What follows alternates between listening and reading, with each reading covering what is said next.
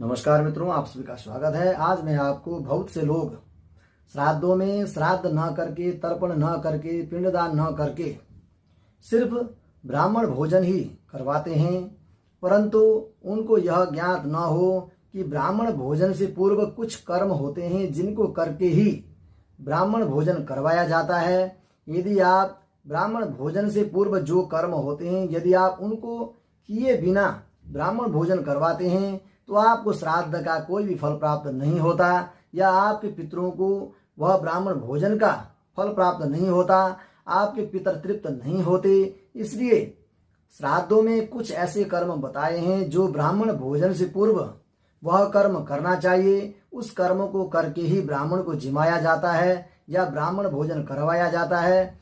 विधि विधान से किए गए कर्म फलदायी होते हैं, अधूरा किया गया कर्म निष्फल होता है। इसलिए वह कर्म अवश्य करें जिसको करके आप श्राद्ध का फल प्राप्त करें, पितरों को तृप्त करें। उसका नियम इस प्रकार है कि पकाए हुए अन्नों में से उन अन्नों को 5 जगह पर थोड़े थोड़े निकाल करके आप हाथ में जल लेकर, चंदन पुष्प, जौ तिल आदि लेकर के संकल्प करना चाहिए, अथवा ब्राह्मण के द्वारा संकल्प पूर्वक उसमें आप भोजन की शुद्धि के लिए, पकाए हुए भोजन की शुद्धि के लिए पंचसूना जनित दोष परिहारार्थम यानी 5 प्रकार की बलि मैं देने जा रहा हूं, जिसके द्वारा हमारे पकाए हुए भोजन को शुद्ध करें। इस प्रकार के संकल्प द्वारा आप अपने पकाए हुए भोजन को शुद्ध करके ही ब्राह्मण को भोजन करवाना चाहिए।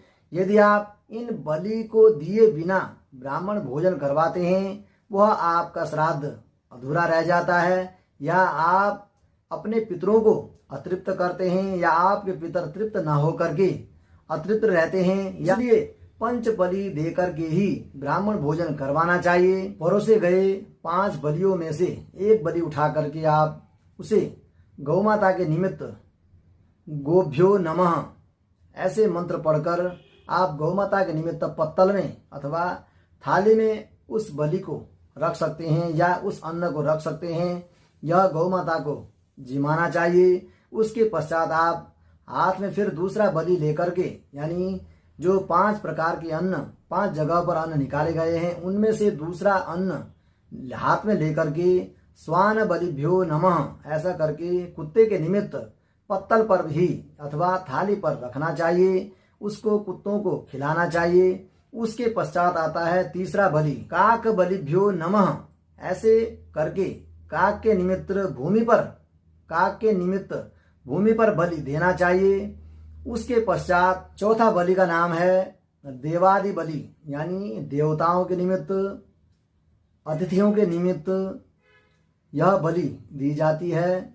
इस बलि को हाथ में लेकर के आप देवादि बलिभ्यो नमः ऐसे करके आप पत्तल पर अथवा थाली में इस बलि को रखना चाहिए और अतिथियों को देना चाहिए, अथवा यह बलि गौ माता को भी आप खिला सकते हैं, अथवा अतिथियों को आप दे सकते हैं, या भिक्षुकों को दे सकते हैं। उसके बाद पंच बलि में आता है कि कीट पतंगादि बलिभ्यो नमः, यानी हाथ में 5वां बलि लेकर के इदम पिपलिकादि बलिभ्यो नमः ऐसे करके जो कीट पतंग, रहने वाले कीड़े यानी भूमि पर चलने वाले कीड़े, अथवा हवा में उड़ने वाले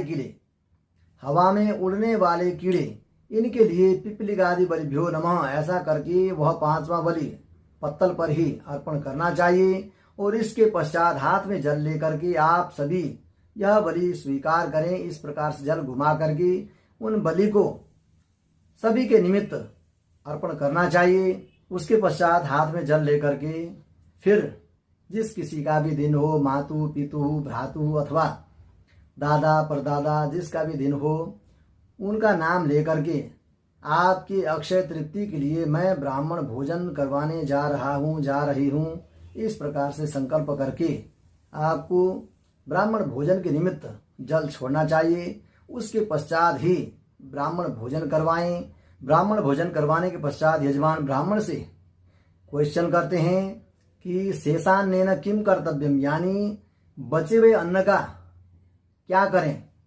तो ब्राह्मण उसके प्रति उत्तर में जवाब देते हैं कि इष्टै सह भोक्तव्यम, यानी आप अपने इष्ट मित्रों सहित बचे हुए अन्न को ग्रहण करें। इस प्रकार से ब्राह्मण के द्वारा इजाजत देने पर यजमान को बचे हुए अन्न को ग्रहण करना चाहिए, प्रसाद के रूप में ग्रहण करना चाहिए। इस प्रकार से ब्राह्मण भोजन जिमाया हुआ आपको संपूर्ण फल प्राप्त होता है, आपके पितर तृप्त होते हैं और आपको आशीर्वाद प्रदान करते हैं। इसी तरह इसी विधि विधान के द्वारा ही आपको ब्राह्मण भोजन करवाना चाहिए। यदि आप इस विधि विधान के द्वारा भोजन नहीं कराते हैं तो आपको भोजन कराने का फल प्राप्त नहीं होता या आपके पितर तृप्त नहीं होते। अतृप्त होते हुए इस धरती से परलोक को चले जाते हैं। इसलिए कोई भी कर्म शुद्ध किया जाए वह फलदायी होता है, अशुद्ध करने पर वह निष्फल हो जाता है। इसलिए कर्म करते वक्त शुद्ध होना चाहिए। इसी तरह मेरे YouTube चैनल को देखने एवं सुनने के लिए आप लाइक शेयर सब्सक्राइब अवश्य करें, बेल आइकन को अवश्य दबाएं।